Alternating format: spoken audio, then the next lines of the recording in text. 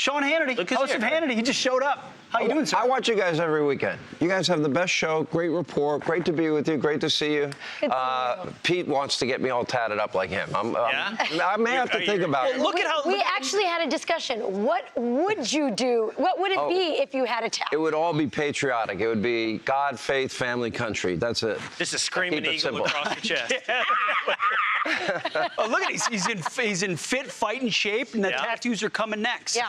Well, I can see it. Well, I've been training mixed martial arts. I'm in my 13th year. Train every day, hour and a half a day, never miss. Love it. This, you know, real quick, we'll move on to the news today. So I need a partner. He's backing out of the Navy SEAL swim in August. Okay, I'm not a swimmer. Under the Statue of Liberty, bunch of Navy SEALs. Rachel, are you into that? No, but you could fight him. You can fight him. That would be fun. Yeah, I would love to see that. So what's your take? You've been on the ground here, Sean. Yeah. You know, talking to folks. It's a showdown here. We know what the result will be. I guess the question is the size of the result. But what's your takeaway right now? My takeaway is, okay, if you go back to Iowa, Donald Trump comes in first. And I like Nikki Haley. Personally, known her, like her. She was a governor of this great state. The people of this state are amazing. I mean, no offense to the people in New York City, but they're not exactly as friendly. No, and, you know, listen to that last interview Ainsley had at the diner. It's like, yes, ma'am. You know, that's the way I was raised. I kind of love hearing that. And, you know, what you see is what you got going on here. The country is in the worst shape that I have seen it in since like the 1970s, and nothing's really going right. If you ask yourself, well, are we better off than we were 4 years ago? What's the answer? If you ask somebody, what has Joe Biden done that you can point to that is a successful policy that is benefiting the country and people? What usually defines elections? Peace and prosperity. Okay, prosperity. How's that inflation working out for you? How is higher interest rates? We had the Wall Street Journal this week. What did they point out? The highest percentage of people's incomes on food in 33 years. That is the 60% of Americans living paycheck to paycheck. Many of that 60% have to put bare necessities on credit cards. We are better than that. These problems can be solved. We go to energy dominance. We can lower our national debt at $34 trillion. We create high-paying career jobs. We can get the economy humming. We got war in Europe. We got war in the Middle East. And we have a president that I don't think knows that today is Saturday. And he probably didn't tune in because he didn't know you all were on today. He was thinking that was 3 days from now. It's sad, and we're so much better than this. We need strength, we need leadership, we need a fight. That's why I think Donald Trump is doing as well as he is. Everything that they have thrown at him in the kitchen sink, look, he defies all conventional political gravity. Still standing. You know, he gets indicted, his poll numbers go up. Yep. He gets a mugshot, poll numbers go up. He gets an arraignment, poll numbers go up. So it seems to be boomeranging back on them. This will be a big message. Here's Nikki Haley's problem. If I was her campaign manager, I would not have allowed today to go forward, because 4 years from now is an open primary. And that would give her another opportunity, right? So if she look, forget about these polls that say 25%. Usually polls tighten as we get closer to primary day. She came in third place in Iowa. She lost in New Hampshire by double digits. She didn't even show up in Nevada, and then in the primary that she took place in that didn't distribute delegates, she was beaten by none of the candidates above. And if she loses in her home state, even by double digit anything, if it's 12%, 15%, 20%, whatever it happens to be, that's a message. Then you have to ask, what is her path to the nomination? Because it becomes more difficult. And then there's going to be a lot of anger, I think, within the Republican ranks, because people are going to be upset that money that would otherwise be spent for the general election, if it's Joe Biden, is now going to have to continue to be spent on a primary.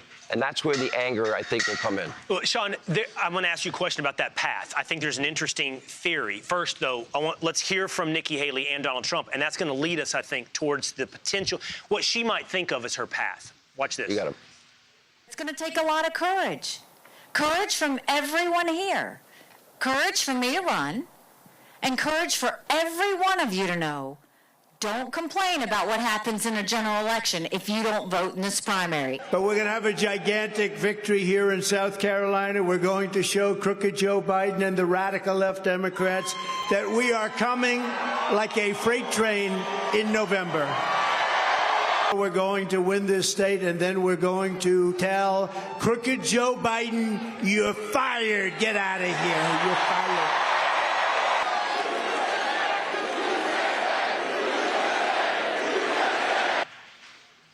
You know, Sean, you're right.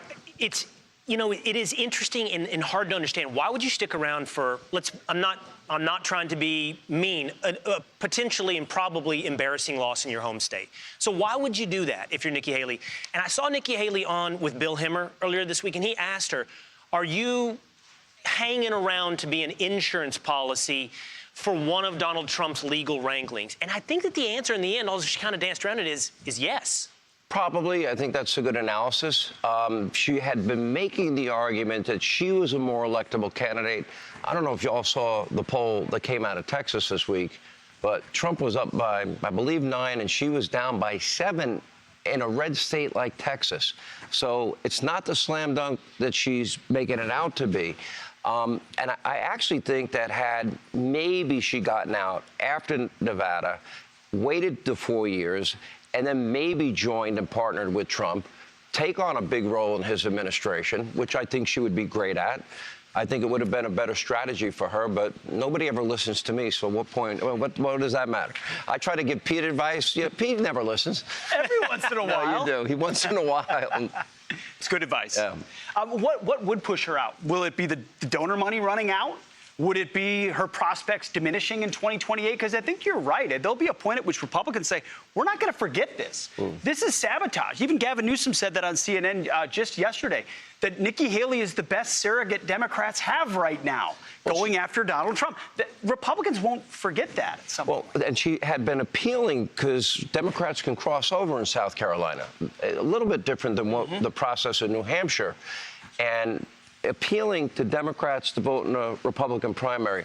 Let me say to every Republican governor and state legislature, guys, you should never, ever, ever, under any circumstances, allow ever Democrats to vote in Republican primaries. Republicans should elect their candidates, not Democrats, or the havoc that they can reach with that. Yeah, it could be that she's waiting for, something to happen with Donald Trump and she's next in line. But I just think she represents an old party. And I don't really even think that will make Republicans enthusiastic at all to vote for her.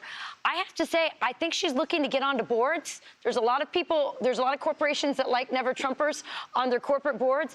And also, you have to remember, it's politics. There's a lot of people around her who are making a lot of money. And so, yeah, she's got Democrat donors who want her to stay in, but she's also got people lying to her and telling her, yeah, you can do this, because they're all making money. You see, there's a big picture, and you've tapped into this. All the Never Trumper money is right now going to her. She's the last one standing. Right. So the amount of money is massive. But here's a problem. Democrats have already declared war on Donald Trump and on the Republican Party. I'll tell you, the comments yesterday made by Gavin Newsom about how Republicans are putting rapists ahead of the women that they impregnate. By the way, Gavin, repulsive statement by you.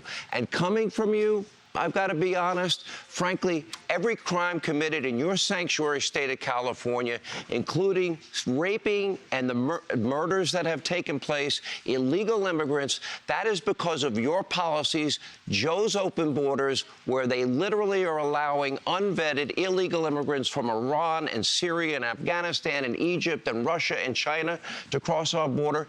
He bears that responsibility, and Joe Biden bears that responsibility.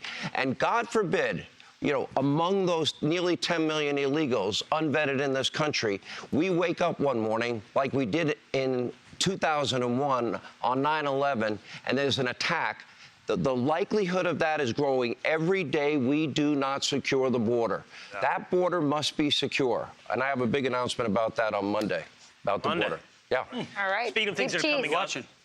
Brett and Martha have special primary coverage, South Carolina primary coverage, starting today at 7 p.m. Eastern time. And then if you want to pull up your phone and start streaming, our own Pete Hegseth is hosting leading up South Carolina primary coverage over at Fox Nation. All three of us are going to be there. Think of Fox Nation as your watch party. So while you're watching Brett and Martha, which you should do, don't turn that off. Pull us up on your iPad and your iPhone. Will you do that, Sean? No, I always go over to you. I have had more time coming up behind him. We're friends, so we do it in a friendly way. He's put me in a chokehold on air. I did. Try hosting with a Sean Hannity chokehold. But for the record, I did not choke you out. No, you didn't. It only takes about 12 seconds. You do it right. He showed mercy. Showed mercy. No. Thank You're you a for good friend. coming out. Sean's a stick Listen, around. I don't think I he's watch you going guys anywhere. show. I'm not sucking up to y'all. I watch you all every weekend. You all do such a great job. You have such great chemistry. You all should be proud. Your ratings reflect that, and I'm honored to be working with great people like you. Means a lot. We love you, Appreciate it, Sean. Sean. But I don't think we're saying goodbye yet. We're not. Yeah, you Okay. can I go read the anywhere. packet. You didn't read it. I know that Sean's sticking Oh, around. good. I'd like to learn I'm about sticking the show. around? Yeah, I think so. I'm here for the. I'm Steve Ducey. I'm Brian Kilmeade. And I'm Ainsley Earhart. And click here to subscribe to the Fox News YouTube page to catch our hottest interviews and most compelling analysis.